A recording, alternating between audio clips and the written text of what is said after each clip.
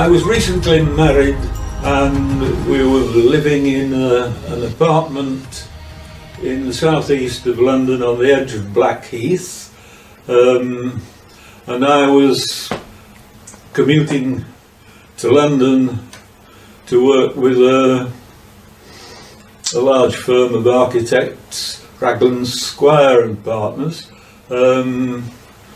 as a consultant, actually, because I was also wanting to start my own practice, and I needed some income without having to go every day and travel on the train. They accepted employment on those terms, and it was probably reading a paper, travelling on a commuter train, but there was just a very small advert inviting designs for the proposed Bahá'í Temple of Panama.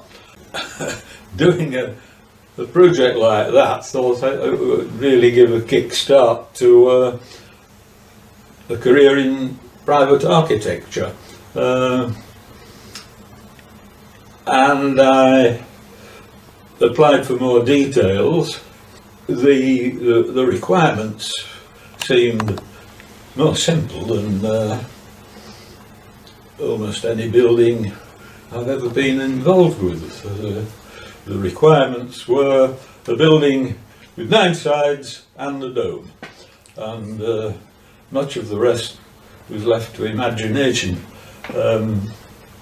I hadn't any previous knowledge of the Bahá'í faith, so the early part of the project was learning a bit about it.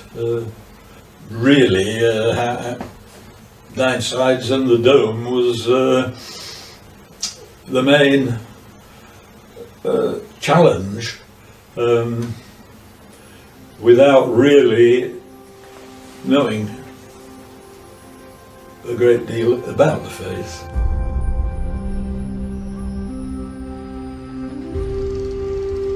Do you know the definition of a parabola? The answer is more than it's more than geometry and triangles. If I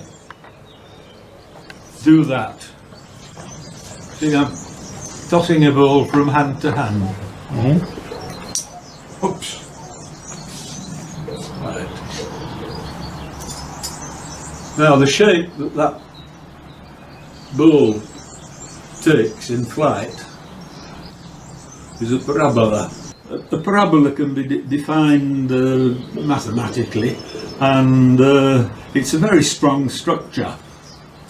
And although the building is based on a 9-sided star, essentially, it's entirely an exercise in geometry, and the dome and all the perimeter arches really, in a way, derived from triangular shapes.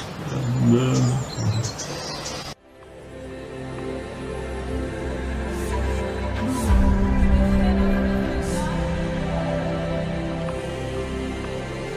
my theory about the relationship, you're asking about the shape of the dome and how it relates to a 9-pointed star.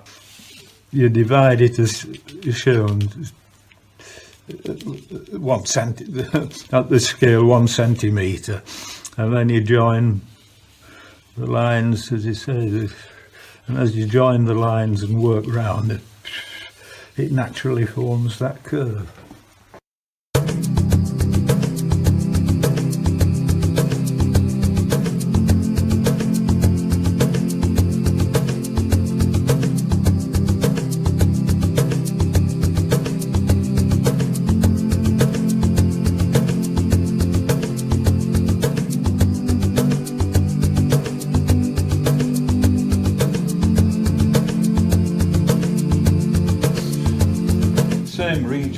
iron. It's in here somewhere. That's all done in stonework there, but the idea was to get something fairly similar.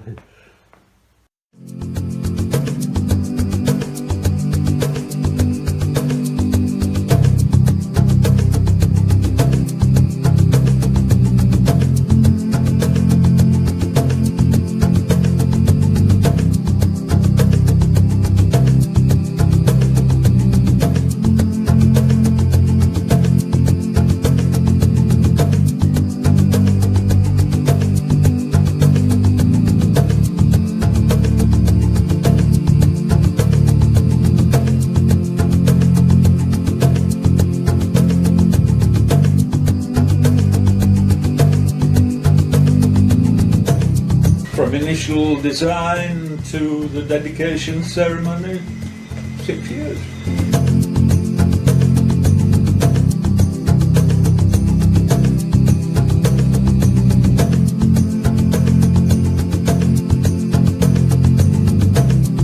I didn't know it was approved.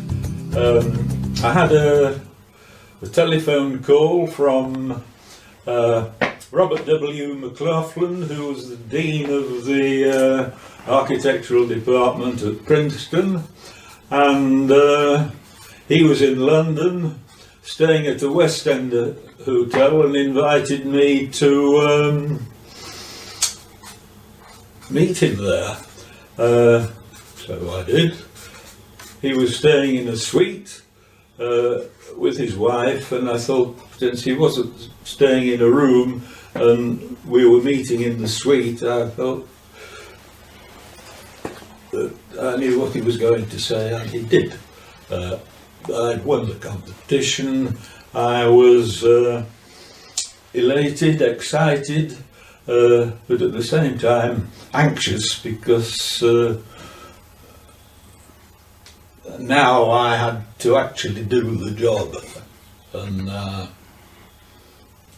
I had to ask myself, can I do this? And I thought, yes, I can.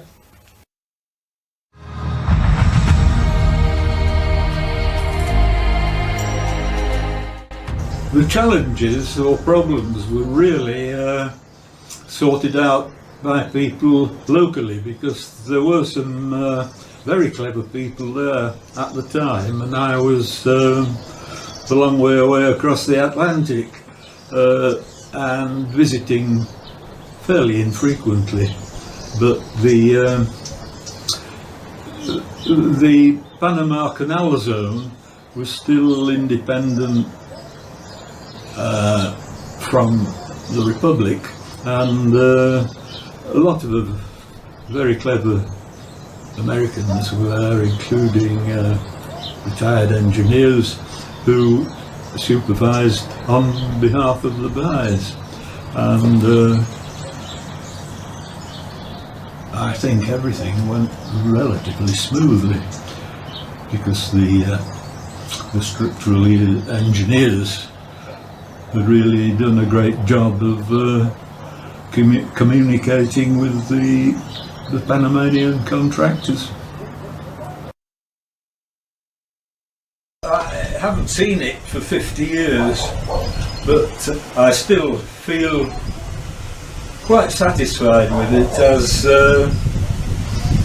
representative of its time, era. I think the Baha'is are very progressive in the design of their temples, and looking at more recent ones, particularly the Lotus at Delhi, I find that very impressive, and long may the trend continue.